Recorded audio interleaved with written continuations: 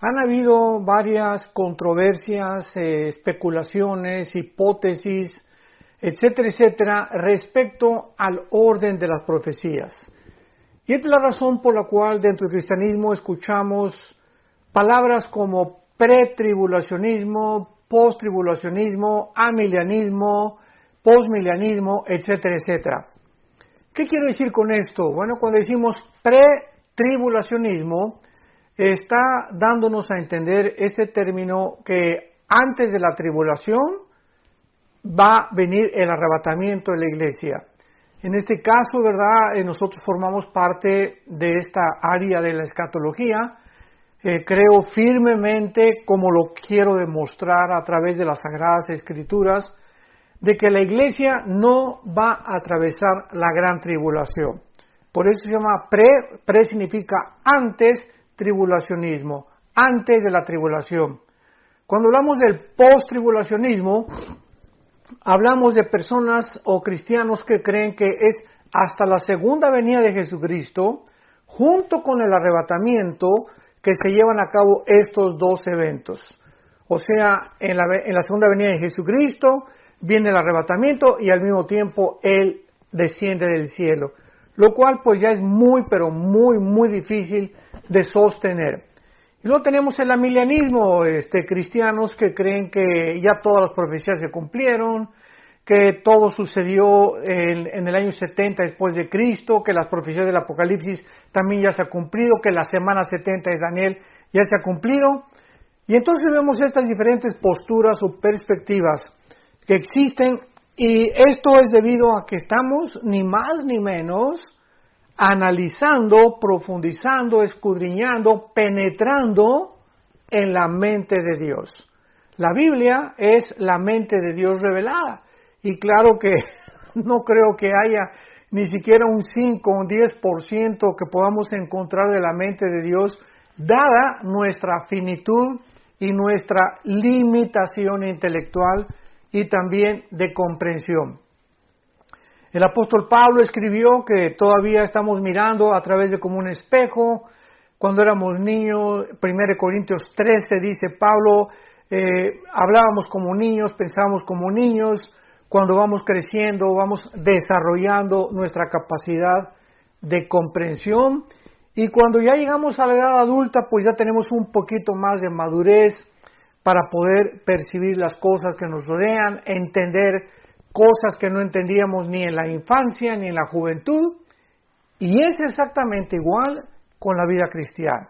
La vida cristiana tiene etapas, o sea, un recién convertido no puede entender el libro Apocalipsis, ni Ezequiel, ni Daniel. Tiene que comenzar con la leche, igual que un recién nacido. Un bebé recién nacido no le puede dar jamón, no le puede dar una chuleta de puerco, ¿verdad? Porque se empacharía, se atragantaría, pero cuando va creciendo, después de un año de la leche de la mamá, ya brinca alimentos un poquito sólidos, que el gerbercito, que el jamoncito picado, y así el bebé, la naturaleza humana se va adaptando al alimento de acuerdo al crecimiento. Es exactamente igual en la vida espiritual. Dice el apóstol Pedro que crezcamos y deseemos la leche espiritual, que es la Biblia, como niños recién nacidos, para que crezcamos para salvación. Muy bien.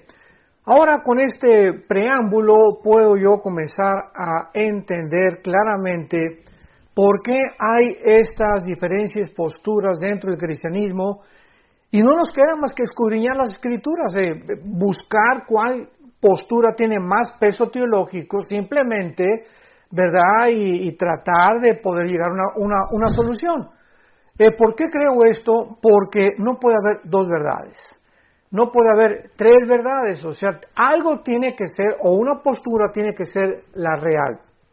Yo recuerdo cuando inicié mi vida cristiana, me eduqué con misioneros bautistas y me enseñaron bastante de la doctrina bautista, estoy muy agradecido. Después estuve con hermanos pentecostales, los hermanos bautistas, vivíamos en Acapulco, se fueron y comencé yo a recibir la doctrina pentecostal. que todos desde luego somos hermanos en Cristo, ¿no? Pero la postura pentecostal tiene su perspectiva del bautismo del Espíritu Santo, de los dones espirituales, y después de los bautistas y los pentecostales, yo veo detrás de todo esto la mano de Dios. Para que yo pudiera ver el panorama de la mayor parte de las denominaciones, posturas de hermanos, y poder darme cuenta que yo tenía que llegar a un momento en el que tenía que decidir con cuál doctrina me iba a quedar, qué doctrina iba a enseñar, pero con convicción. Porque cuando predicamos la palabra, tiene que ser predicada con autoridad y con convicción.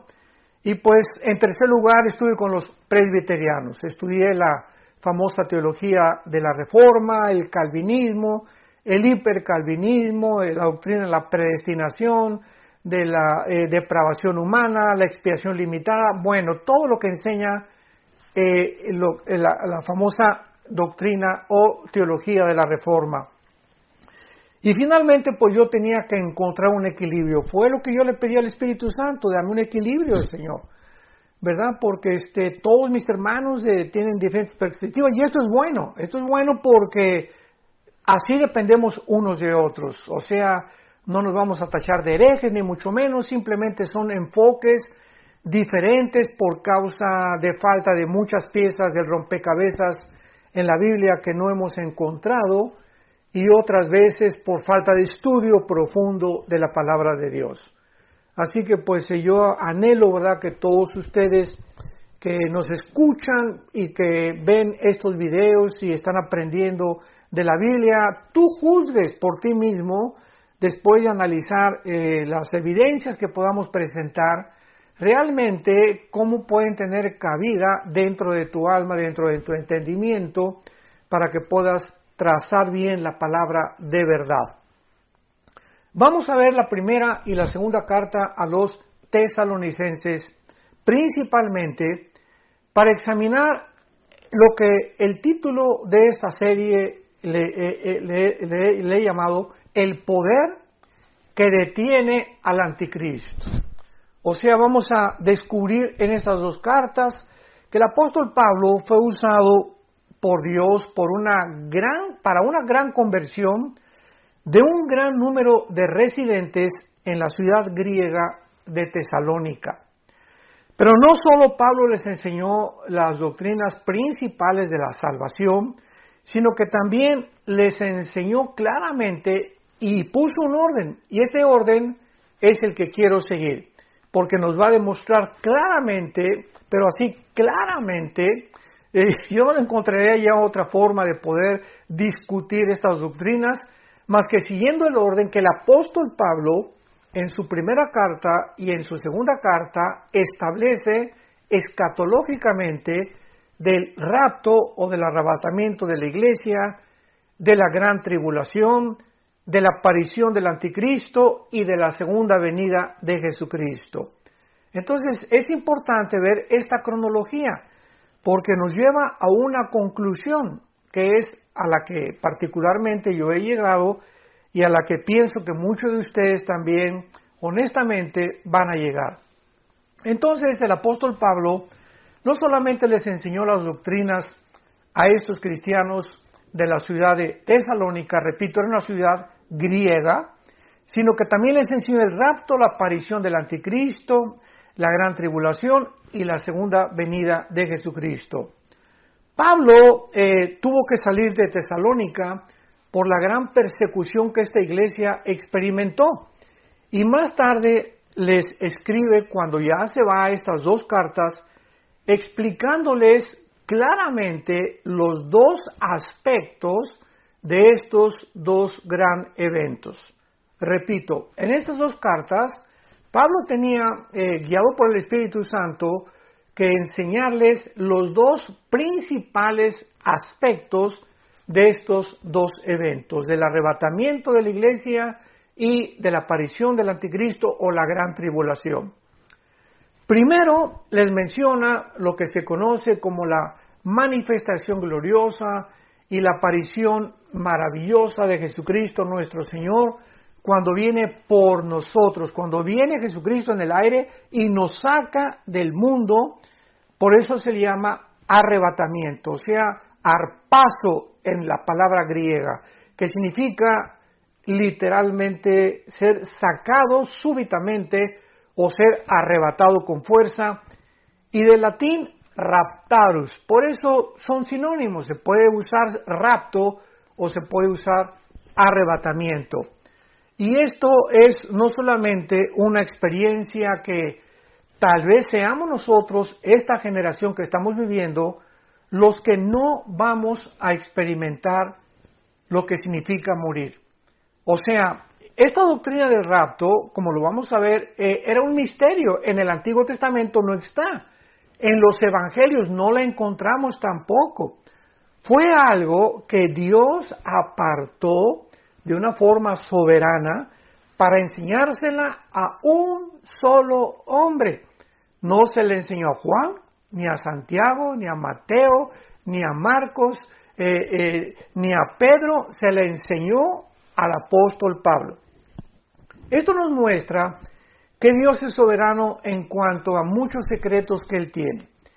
Y Él puede enseñarle a Isaías cosas que no le enseñó a Malaquías, cosas que no le enseñó a Zacarías, cosas que no le enseñó a Sofonías, a todos los profetas menores y a los mayores del Antiguo Testamento, pero que cuando ponemos a todos estos profetas y todas estas revelaciones que Dios le dio tanto en el Antiguo Testamento como en el Nuevo Testamento a diferentes hombres, nos damos cuenta la consistencia de la verdad. O sea, ninguno de ellos se contradecía. Muchas cosas parecen que se contradecían, pero cuando las ponemos ya juntas, como dice el Salmo 119, la suma, la unión de tu palabra es la verdad. No podemos tomar una doctrina del Apocalipsis sin tener en cuenta el libro de Ezequiel y mucho menos el libro de Daniel y el libro de Zacarías.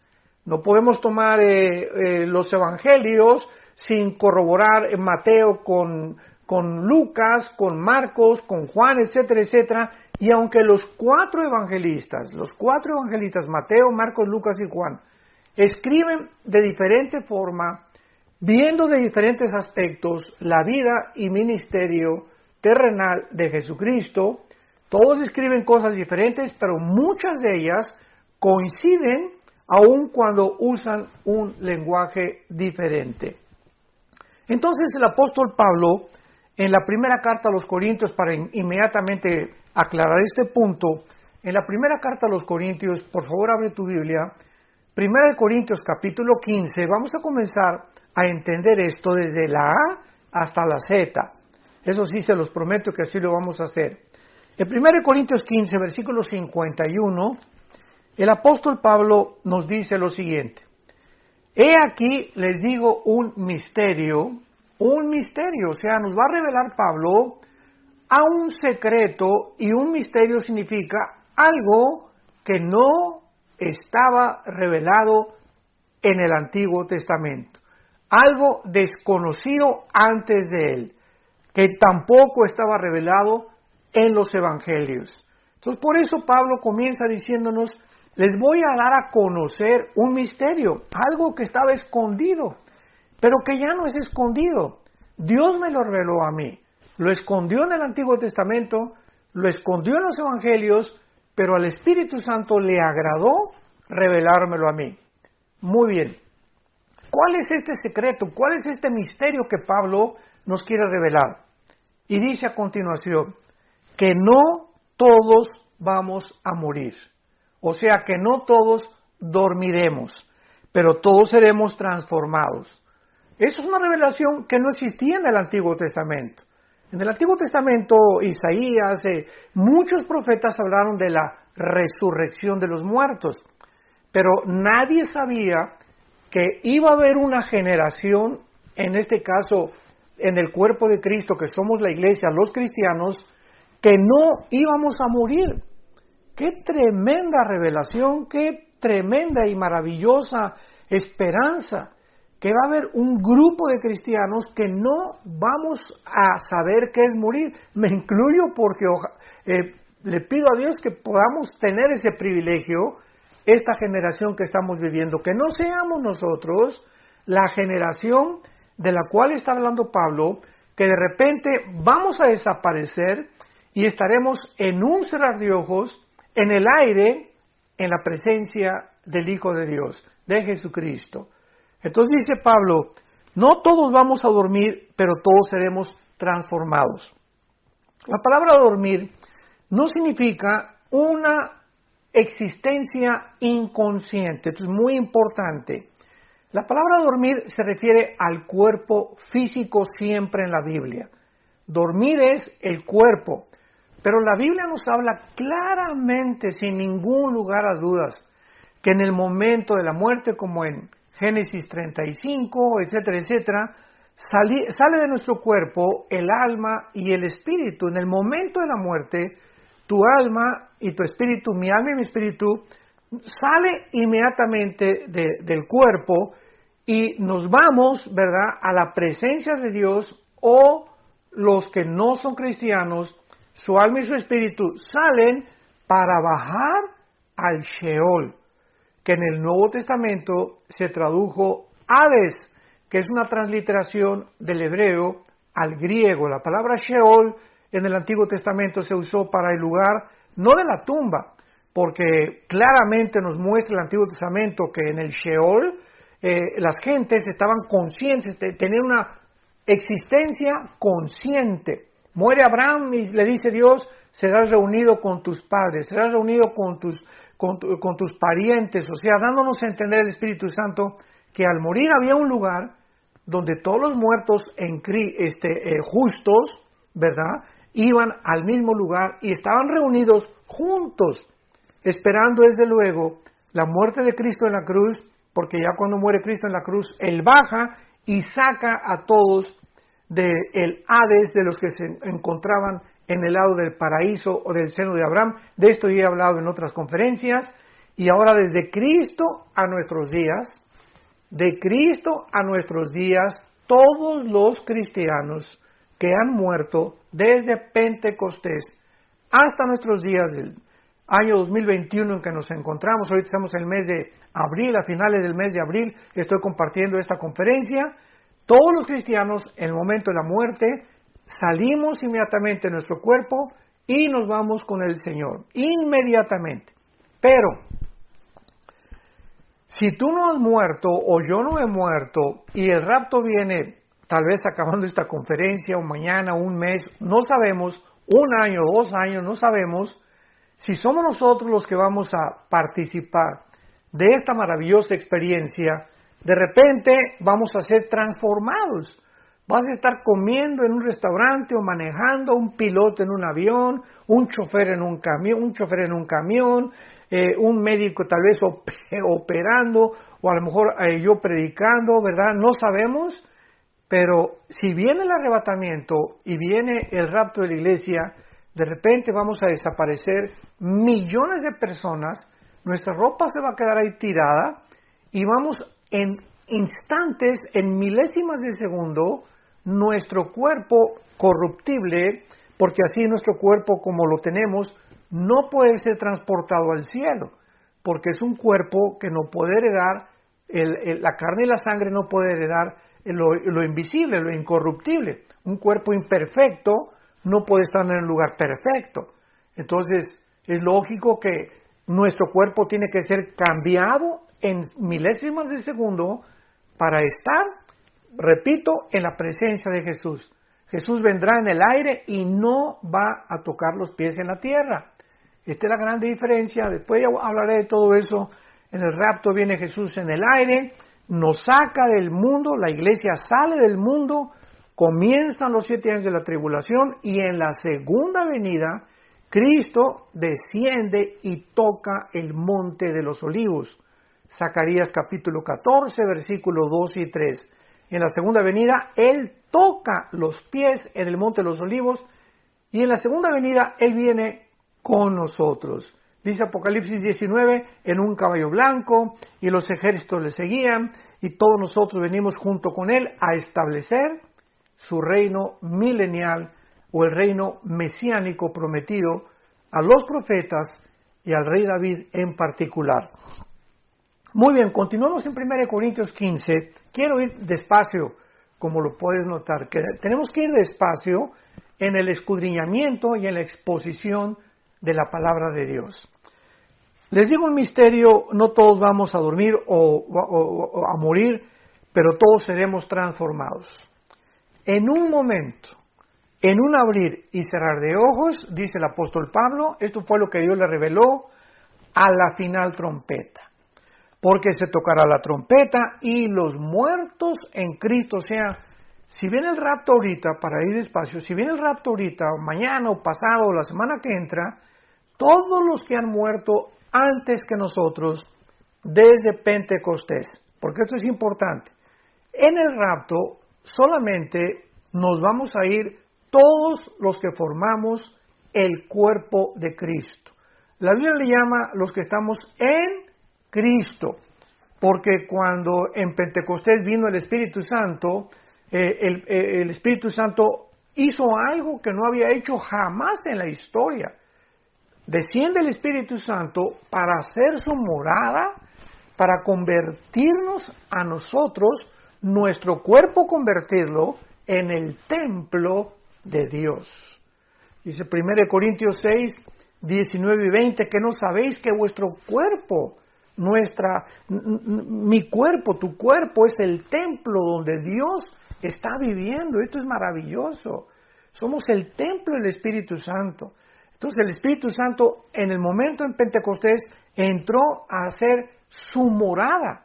Ya en el Antiguo Testamento entraba y salía, entraba sobre Sansón y Sansón tenía unas fuerzas sobrenaturales, pero se iba, entraba sobre David y David tocaba el arpa y comenzaba a escribir como el Salmo 22, que 1000 años antes de Cristo contiene la crucifixión escrita por David, guiado por el Espíritu Santo, inspirado por el Espíritu Santo, pero se iba el Espíritu Santo y así venía sobre las personas, pero se iba. Pero desde Pentecostés, que fueron 50 días después, porque la palabra Pentecostés significa 50 en el griego, entonces 50 días después de que Cristo muere, el Espíritu Santo viene sobre un grupo de personas llamados los cristianos, o también se les llamaba los del camino. Y el Espíritu Santo ya muere en nosotros. El Espíritu Santo nos bautiza.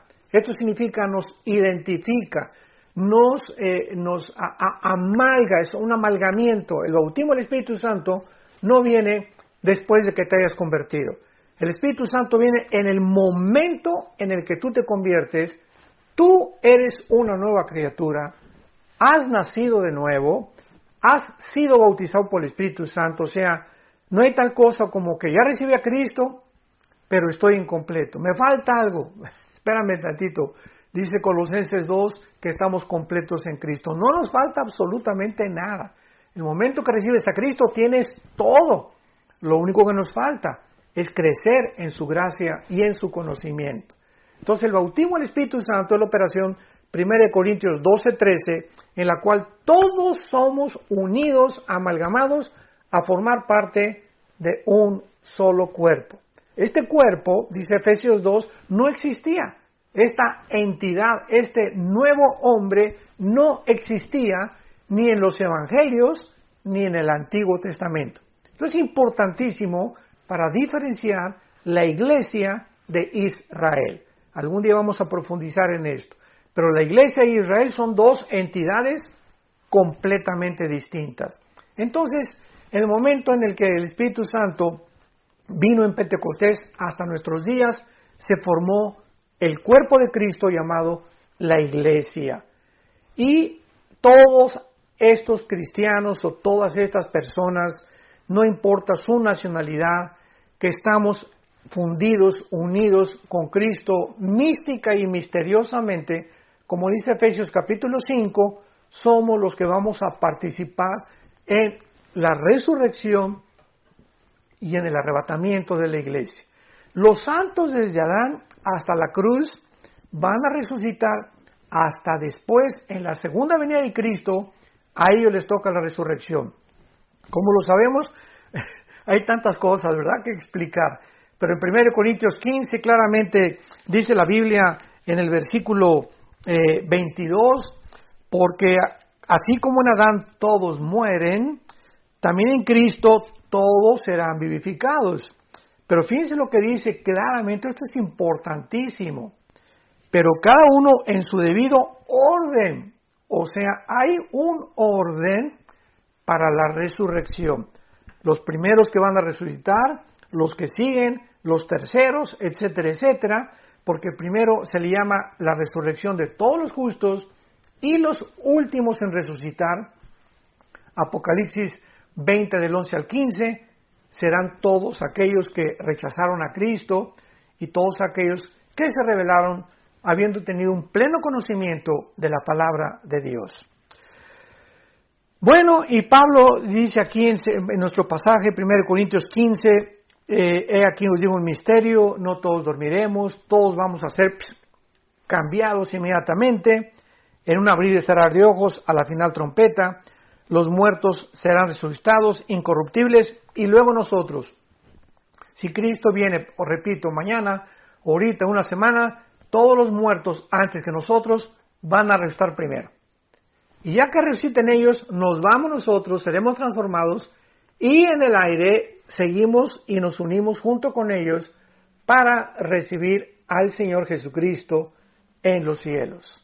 Los muertos resucitarán con nuevos cuerpos y nosotros, como no morimos, vamos a ser transformados inmediatamente. No vamos a saber lo que es morir, no vamos a experimentar pasar por el túnel de la vida, o lo como el rey David le llamaba, el camino que seguimos todos los hombres. Así le llamaba David a la muerte, el camino de todos los hombres.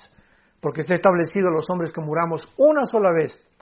Y después de nuestra muerte no hay limbo, no hay purgatorio, no hay segunda oportunidad, no hay tercera oportunidad. Una vez que tú mueres y una vez que yo muero, morimos porque hemos decidido en esta vida el lugar donde vamos a querer.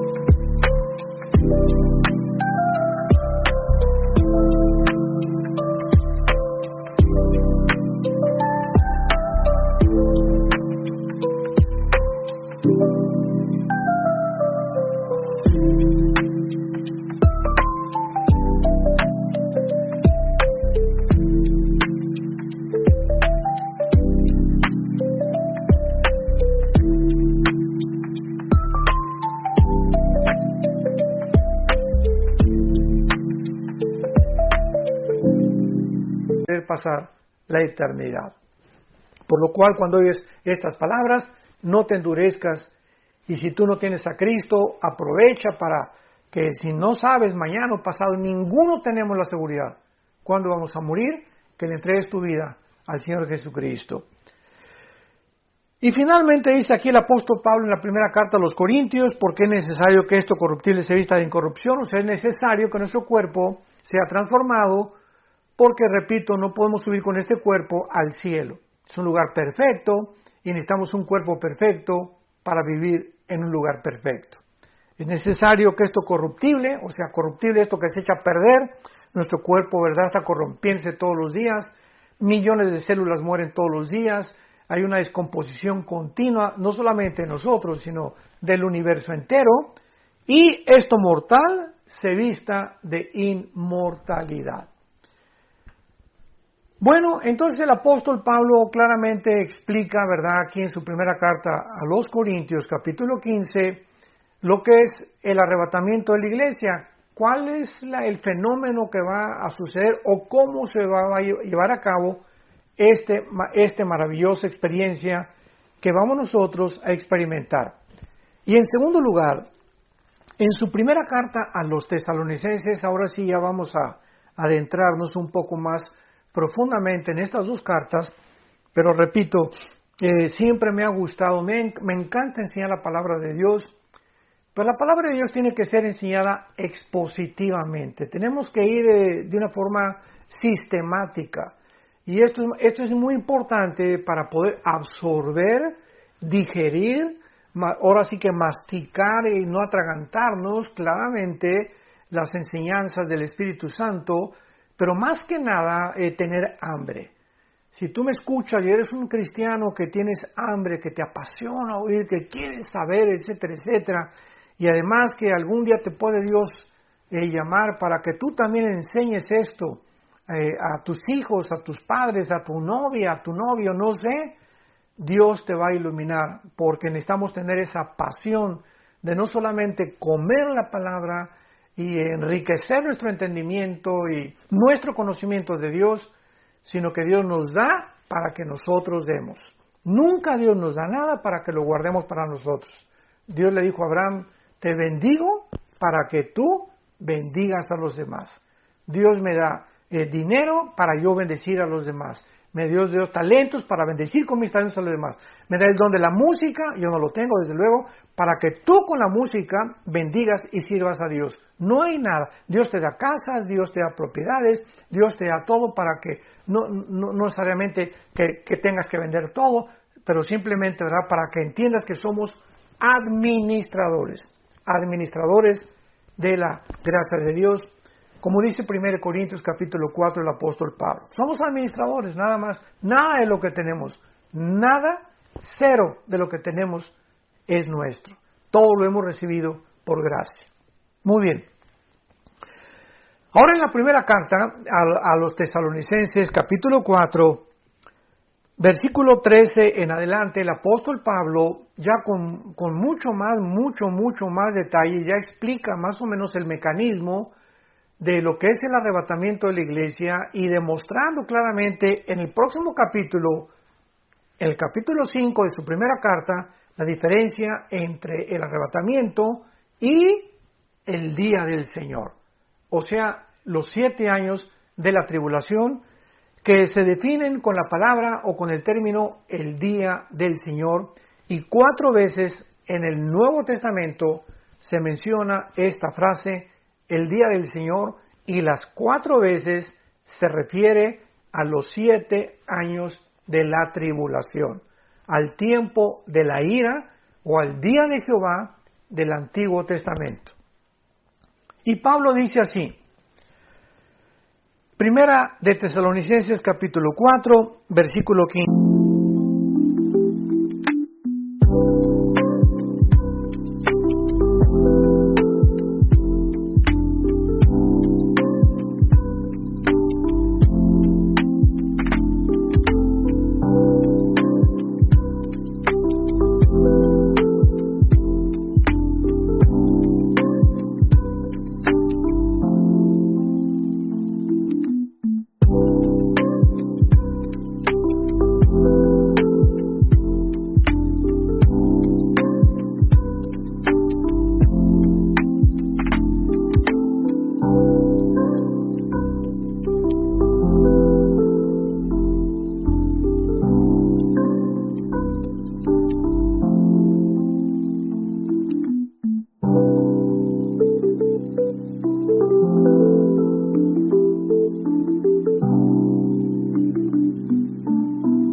Por lo cual decimos esto en palabra del Señor. Es Cristo el que le enseñó esto al apóstol Pablo. Como lo vimos ya, fue una revelación dada a él.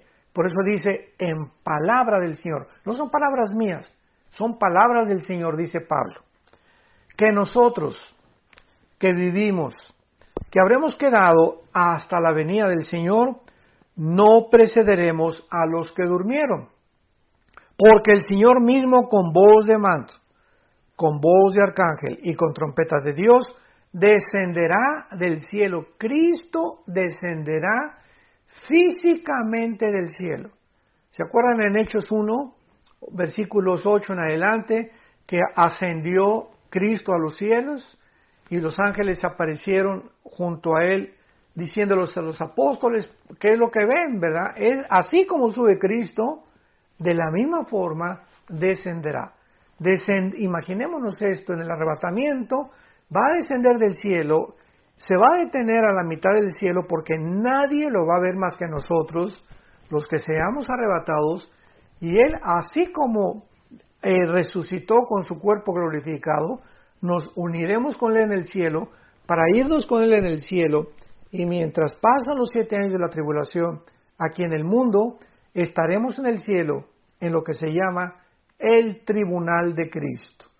Romanos 14:10, 1 Corintios 3 del 10 en adelante, que será el bema en el griego, o tribunal, bema en griego, que significa que seremos los cristianos juzgados. A ver, con cuidado. Los cristianos, cuando muramos, vamos a ser juzgados. No por la salvación, porque la salvación no la podemos perder. Ya nuestra salvación fue conquistada, ganada en la muerte de Cristo. Él nos dio la salvación que tenemos, una salvación que no es nuestra, que nos es imputada por gracia, y que gracias al sacrificio de Cristo, tú y yo podemos reunirnos con Él en algún día. Entonces nuestra salvación, ¿verdad?, no tiene que ver ya en el tribunal de Cristo, en el bema, con B grande, bema en el griego, de Cristo. Repito, Romanos 14:10, 1 Corintios 3 del 10 en adelante. Entonces ahí en el juicio de Cristo, en el tribunal de Cristo, vamos a ser juzgados por nuestras obras.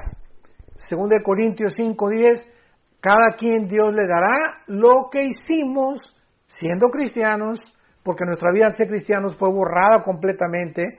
No hay nada de antes de ser cristianos que Dios nos va a sacar o a acusar, porque el que está en Cristo, nueva criatura es. 2 Corintios 5:17, somos una nueva creación. El que está en Cristo es una nueva creación. Las cosas viejas pasaron, todas son hechas nuevas. Entonces, en el tribunal de Cristo, vamos a ser juzgados por todos los dones y los talentos que Dios te dio. Los talentos que a mí me dio Dios. ¿Qué hicimos con todo lo que Dios nos dio? Las oportunidades que nos dio vergüenza hablar de Cristo ante la familia o ante los amigos o en tu trabajo, las oportunidades que Dios nos dio para poder ayudar a la obra de Dios, para sostener la obra de Dios, las oportunidades que Dios nos dio para poder usar nuestros talentos musicales. A lo mejor tú sabes tocar la guitarra o la batería o la trompeta o estudiaste música, el piano, y nunca te has acercado en tu iglesia a decirle al pastor o al coordinador de la alabanza: hermano, tengo libres el domingo 2 horas, quiero cooperar con tocar con la alabanza, etcétera, etcétera. En fin, Dios nos va a juzgar conforme eso. Y muchos cristianos, dice 1 Corintios 3 del 10 en adelante, muchos cristianos serán avergonzados, porque casi ni fruto llevaron. Pasaron al cielo, decimos aquí en México vulgarmente, de panzazo, con 6 de calificación, ¿verdad? 5 es reprobado, 6 es ya de...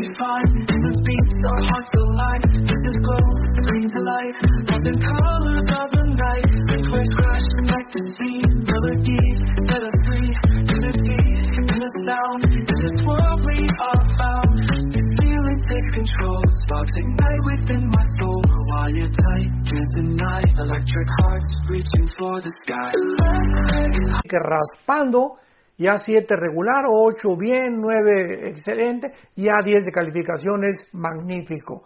Entonces muchos cristianos pasarán con un 6 de calificación. Recibieron a Cristo, tal vez tengan la salvación, pero sus frutos, ¿verdad?, fueron enterrados, no los utilizaron, y estos cristianos, aunque sean salvos, aunque estén en el cielo, serán avergonzados. Y serán los soldados rasos de la otra vida. Porque en la otra vida va a haber generales, coroneles, tenientes, cabos, ¿verdad? Va a haber cristianos, dice Apocalipsis 20, versículos 2 y 3, y vi tronos y los que fueron dignos de sentarse en ellos. O sea, no todos los cristianos ocuparemos un trono, que significa lugar de autoridad en la otra vida, sobre las otras naciones que habrá en la otra vida y que Dios designará de acuerdo a su soberanía. Muy bien. Entonces, dice Pablo que descenderá del cielo y los muertos en Cristo resucitarán primero. Y luego nosotros, ya lo vimos hace unos minutos, una vez que resuciten todos los muertos antes que nosotros, luego nosotros, versículo 17, los que estemos vivos, los que hayamos quedado, o sea, los que vivamos hasta que venga el rapto, seremos arrebatados. Arpazo, repito, arpazo, escríbela. Es la palabra arpazo, tal como suena con A de Armando y con Z, arpazo, que significa seremos sacados, arrebatados, fuera del mundo, súbitamente, repentinamente, como lo vimos en Corintios, de una forma imperceptible, un parpadear de ojos, millones de personas desapareceremos de esta tierra. Y dice la Biblia a continuación, seremos arrebatados juntamente con ellos en las nubes para recibir al Señor en el aire. Qué grande diferencia, ¿verdad? Qué clara es la Biblia. El arrebatamiento no tiene que ver nada con la segunda venida. El arrebatamiento viene el Señor y nos saca a nosotros en el aire, no pone los pies en la tierra.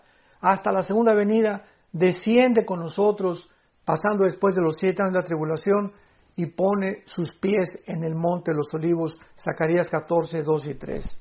Entonces son dos eventos completamente diferentes. ¿Por qué tenemos que mezclarlos? ¿Por qué tenemos que confundir al Espíritu Santo? Lo vamos a mostrar todavía con muchas más evidencias más adelante. Y fíjense lo que dice a continuación. Y así estaremos siempre con el Señor. Por lo tanto, dice Pablo, en vista de esta maravillosa revelación, aliéntense, confórtense unos a otros con estas palabras. O sea, los cristianos no estamos esperando al anticristo ni la gran tribulación. Oye, si yo supiera que voy a pasar a la gran tribulación, pues realmente no me dejaría dormir, ¿verdad? ¿Y qué va a pasar? Y con mis hijos, y no vamos a comer, y vamos a ser, etcétera, etcétera, perseguidos. Y no es esta esperanza la que la Biblia nos da. La Biblia nos da una esperanza gloriosa, maravillosa, la manifestación y aparición gloriosa de Jesucristo, dice Tito capítulo 2, versículo 10, de Jesucristo en el aire para llevarnos con Él. Y este es el aliento que tenemos, que ya nos vamos. Ya no sabemos, pero ya se oye la voz del novio en el aire. Ya los cascos del Apocalipsis se escuchan en el cielo. Ya nos encontramos en la orillita.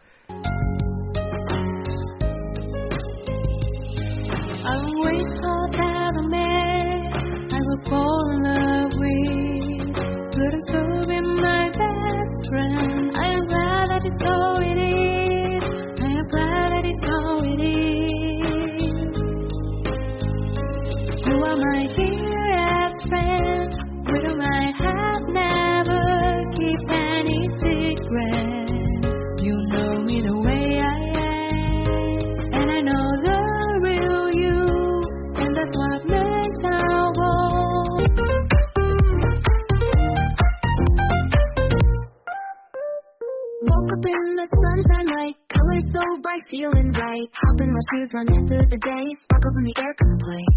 Laughing and dancing around we go, hearts feel like fireflies aglow. Singing our song under the blue sky, holding hands high, you and I. This is my happy dream, like a sweet melody. We're flying so free. This is my happy dream, forever you and me, singing in harmony. Smiles all around everywhere we see. Jump in the puddles, joy is our key. Rainbow above, colors so bright. We shine in the day and into the night. Friends from the sky can't stop the sun. Sharing our secrets till the day is done. Sunsets and starry nights we share. Living our lives in this bright place. In this wonder world we made. Every moment never fades. Holding tight to what we share. In our dreams without a this is my happy dream. What makes me love, so special. You are my dearest friend. With whom I have never kept any secret. You know me the way I am, and I know the real you, and that's what makes our whole love so special. Estamos ya en el vértice, ¿verdad? Completamente ya de salir de este mundo y de que se acabe todo y de poder ver ya finalmente a Jesucristo y ya jamás enfermarnos, ni sufrir, ni llorar, ni lamentarnos, ni preocuparnos, ni estresarnos, ni nada, porque nuestras lágrimas serán limpias y serán secadas y descansaremos en el Señor y sabremos que valió la pena haber confiado en el Hijo de Dios en la cortita vida que tenemos en este mundo. Muy bien. Y para terminar, el capítulo 5 de Tesalonicenses, que podremos ya ver con muchísima más calma en la próxima conferencia, vamos a ver en el capítulo 5 de la primera carta de los Tesalonicenses. Simplemente les hago un breve bosquejo. Dice Pablo: pero acerca de los tiempos, o sea, ya nos habló del rapto. Sigamos este orden, recordemos. Ahora dice Pablo: acerca de los tiempos y de las ocasiones, no tienen, hermanos, necesidad que yo les escriba, o sea, no tiene necesidad que yo les diga el orden de los tiempos. Los tesalonicenses, de alguna manera, ya estaban conscientes de qué forma esto iba a suceder, pero seguían confundidos. Así como nosotros. Tenemos la Biblia aquí delante de nosotros. Las cartas de Pablo, ya está completa la Biblia, y en el mundo cristiano sigue la confusión. ¿Qué si el cristiano va a ir al rapto? Otros hasta se han atrevido a negar que existe el rapto. Otros que vamos a pasar la tribulación, otros que a final de la tribulación, otros que después del milenio, otros que no va a existir el milenio. Es increíble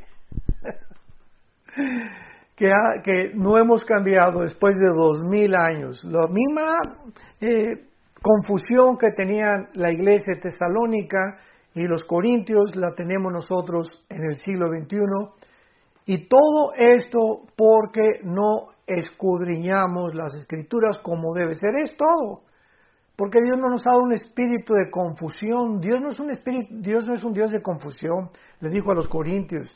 Dios es un Dios de orden. En todo hay un orden en lo que hace Dios, y cuando nos adentramos en este orden, podemos entender, poniendo en orden la A, la B, la C, la D, etcétera, etcétera, en el archivero, entonces tenemos una clara comprensión.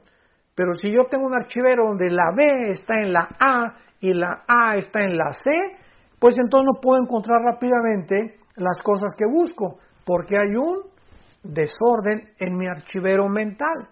Entonces Dios quiere que podamos ya poner en orden nuestra mente, y es necesario, repito, es necesario escudriñar las Escrituras diligentemente, perseverantemente, en oración. Pedirle a Dios compasión: Señor, quiero conocer la verdad, quiero seguirte con todo mi corazón, pero no solamente, repito, para conocerte, sino para poder compartir el glorioso evangelio, las buenas noticias que Jesucristo nos vino a traer al mundo, que tú estabas, Señor, en Él, reconciliándonos en la cruz, perdonándonos nuestros pecados, no tomando en cuenta todas las maldades que hicimos antes de ser cristianos, sino para que nos dieras la vida eterna.